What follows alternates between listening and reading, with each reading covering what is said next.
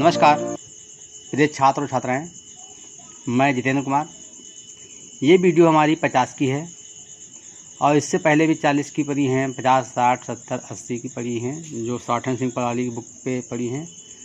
तो आप सीक्वेंस से करें, पहले कम से ज़्यादा की ओर करें। और इनको शुरू करने के पहले आप होमवर्क ज़रूर हमें व्हाट्सएप के माध्यम से चेक कराएं और उसकी 10 बार प्रैक्टिस करने के बाद इनको टारगेट करें। और विशेष जानकारी के लिए जो नए बच्चे हैं वो मुझसे कांटेक्ट करें। Ready, start. श्रीयुत सुभाष चंद्र बोस भारतीय स्वतंत्रता संग्राम की एक महान नेता रहे हैं। उन्होंने अपनी आश्चर्यजनक वीरता से संसार में भारत का मस्तक ऊंचा उठाया है। उपर्युक्त शब्दों को कहते हुए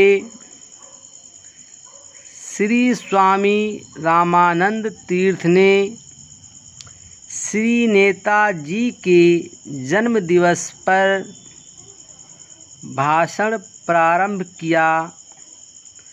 आगे आपने कहा कि नेताजी ने श्रीमती लक्ष्मीबाई जैसी महिलाओं में स्वतंत्रता की जो भावना भरी थी, उसी का यह परिणाम है कि आज अखिल भारतीय महिला संगठन बन रहे हैं। ये हमारा दुर्भाग्य ही है कि हमारे देशवासी नेताजी के मार्ग को अभी पूरी तरह समझे नहीं हैं। स्वामी जी के भाषण के पश्चात खान बहादुर, प्रोफेसर अब्दुल कादर तथा राय बहादुर विश्वनाथ जी ने श्री नेताजी को श्रद्धांजलियां भेंट की। अंत में सभानेत्री श्रीमती सरला देवी ने अपने अध्यक्षीय भाषण में सबको नेताजी के ध्येयों को अपनाने पर जोर देते हुए कहा कि नेताजी के जीवन से हमें सदा प्रेरणा मिलेगी, बशर्ते कि हम उनके बताए हुए मार्ग पर चलें। श्रीयुत सभापति जी के आदेशानुसार पंडित दयाशंकर शास्त्री ने श्री प्रोफेसर अग्रवाल के सिद्धांतों का खंडन करते हुए गुरुकुल वालों के पक्ष की पुष्टि की और कहा कि वास्तव में नशेबाजों का सबसे बड़ा अड्डा शराब खाना ही है। यदि आप नशेबाजी को देश से दूर करना चाहते हैं तो सबसे पहले यह आवश्यक है कि आप इन शराब खानों को तोड़ दें, क्योंकि इसी विषय को खान बहादुर हबीबुल हसन ने भी आपके सामने रखा था। उदाहरण के लिए अपने शहर को ही आप देख सकते हैं। यहाँ एक छोटा सा कारखाना है और थोड़े से मज़दूर हैं। यही मज़दूर परिश्रम से कमाए हुए अपने पैसे को नित शराब पीकर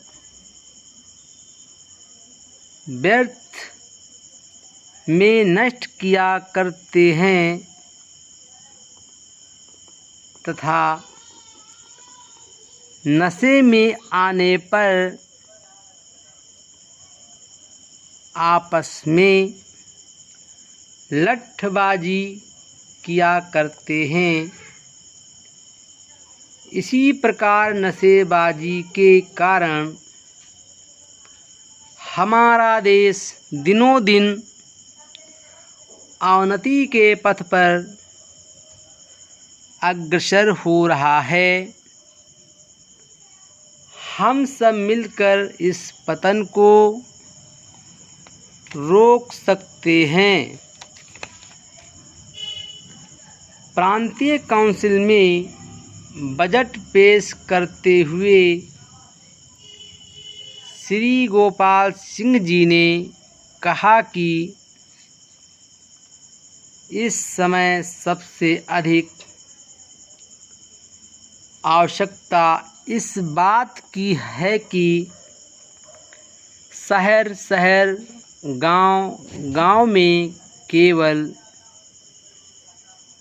विद्या का ही प्रचार न किया जाए, अपितु शिल्प विद्यालय स्थापित किए जाएं, जहां बालक और बालकों को ऐसे काम सिखाए जाएं जिससे वो पैसा पैदा कर सकें। भारतवर्ष में एक कॉलेज और यूनिवर्सिटी नहीं है जहां हर एक प्रकार की शिक्षा दी जाती है, किंतु शिक्षा पाने के बाद यह दुर्लभ हो जाता है कि लोग पैसा कमाकर अपने और अपने बाल बच्चों का पालन पोषण कर सकें। इससे यह विदित है कि बहुत साधन और समय इस पर नष्ट होता है। यदि कम समय में हमारे सब में 3 लाख रुपये यूनिवर्सिटी उनको कर्जे से कम कर दिया जाए और ऐसे स्कूलों में लगा दिया जाए जिसमें कोई उद्यम सिखलाया जाता है, तो हमारे देश की बेकारी अवश्य दूर हो सकती है। श्री मुखर्जी और श्रीमती दुर्गा देवी ने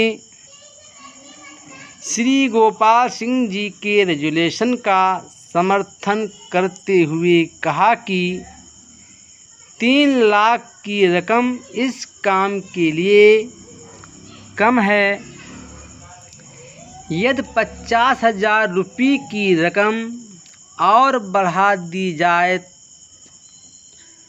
तो यहाँ 3 लाख के बजाय 3,50,000 रुपये कर दी जाए तो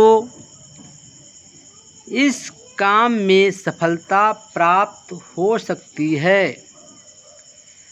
माननीय प्रधानमंत्री ने भारतीय विकास योजना समिति के तत्वाधान में होने वाली प्रथम बैठक में देश के विकास की रूपरेखा का विचार करते हुए कहा, हमारा भारत देश एक विशाल देश है।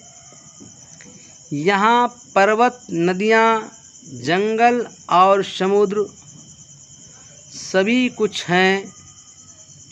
वैज्ञानिक साधनों की कमी के कारण हम अभी तक अपने देश के प्राकृतिक साधनों से यथेष्ट लाभ नहीं उठा सकते, किंतु अब हम सबको इस दिशा में सक्रिय कदम उठाना आवश्यक है। यहाँ के पहाड़ों से हम देश के खनिज उत्पादन में आशातीत वृद्धि कर सकते हैं। Full stop.